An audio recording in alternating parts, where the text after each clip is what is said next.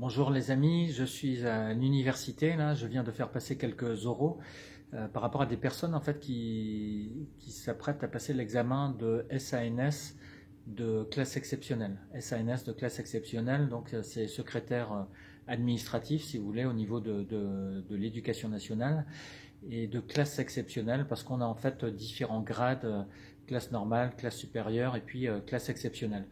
Et ce qui ressort globalement des oraux que j'ai fait passer, ce sont les choses suivantes. Je pense qu'il faut absolument faire en sorte de maintenir les apparences sauves. Ce que je veux dire par là, c'est qu'à aucun moment il ne faut baisser la garde. Il faut toujours se dire, voilà l'impression que je dois donner quand je suis en train de me présenter à l'oral, quand je suis en train de faire ma présentation de parcours, et même au moment de l'échange, au moment des interactions avec les membres de jury. Ça veut dire quoi? Ça veut dire il ne faut pas que je me mette à un moment donné sur une position de recul. Il faut que je continue à m'affirmer. Il faut que je continue à croire en mes capacités à exercer demain en tant que SANS de classe exceptionnelle. Vous voyez?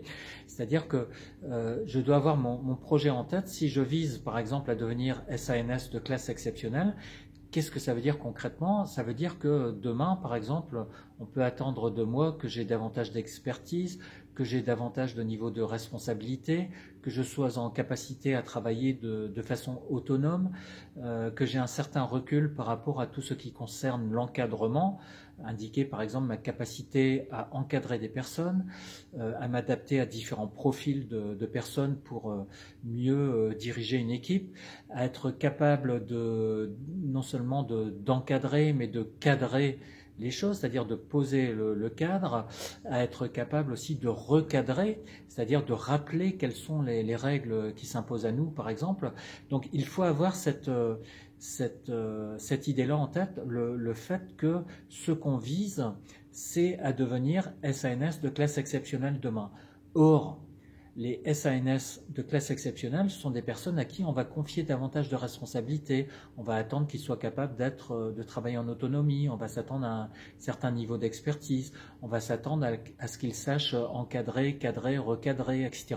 Donc pendant tout l'échange avec les membres du jury, il faut que ce que vous disiez donne l'impression que effectivement vous aurez toutes ces capacités-là. À encadrer, cadrer, recadrer, à travailler en autonomie, à avoir des responsabilités, etc.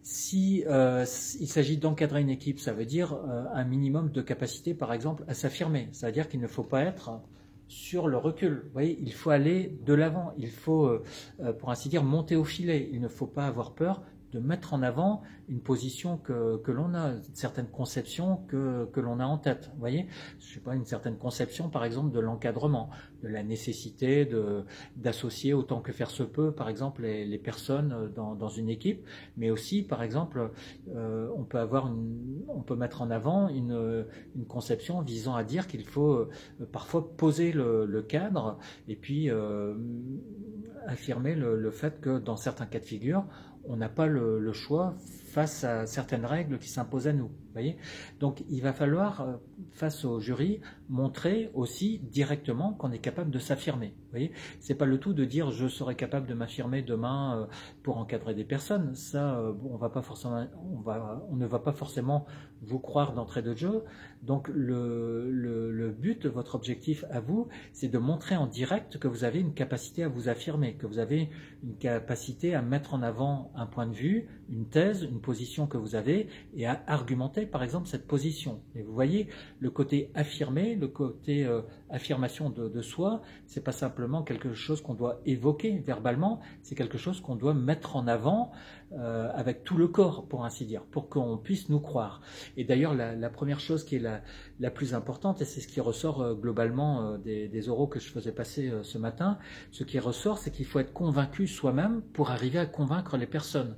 Comme je leur disais, par exemple, les conseils que je leur donne, je ne suis pas en train de dire « je vais essayer de vous donner des conseils, mais, je vais essayer de vous donner des conseils, puis on va voir ce que ça va marcher. Peut-être qu'il y a d'autres conseils qui seraient aussi bons sur Internet en fouillant un peu. » Non, c'est pas comme ça que je m'exprime. Je m'exprime en mettant en avant certaines choses qui sont importante. Donc il y a des conseils que je donne, je n'essaye pas de les donner, je les donne ces conseils et j'insiste sur ces conseils. Et notamment un des conseils, comme je viens de le dire, c'est le conseil suivant, soyez convaincus pour convaincre ceux qui sont en face de vous. Si vous êtes simplement en train de faire une présentation de parcours, si vous êtes simplement en train de faire une présentation de parcours et que vous avez l'impression que vous livrez votre parcours comme ça et que c'est uniquement ce parcours-là qui va être important, vous vous trompez complètement. Ce qui compte en fait, c'est la présentation de soi, c'est-à-dire qu'est-ce qu'on donne à voir de soi quand on est en train de présenter son parcours. Donc vous voyez, c'est l'impression qu'on va laisser. Donc il ne s'agit pas simplement de présenter quelque chose comme ça, il s'agit derrière cette présentation de parcours, de se présenter soi-même devant les autres et du coup d'avoir un côté affirmé, du coup d'avoir un côté convaincu par ce qu'on est en train de raconter. Il faut être convaincu par ce qu'on raconte, sans quoi ceux qui sont en face de nous ne vont pas du tout être convaincus. Donc voilà quelques petits éléments que je voulais partager avec vous avant de quitter l'université puis de vaquer à d'autres occupations. Donc je vous dis à bientôt pour d'autres conseils liés à la présentation de parcours. À bientôt.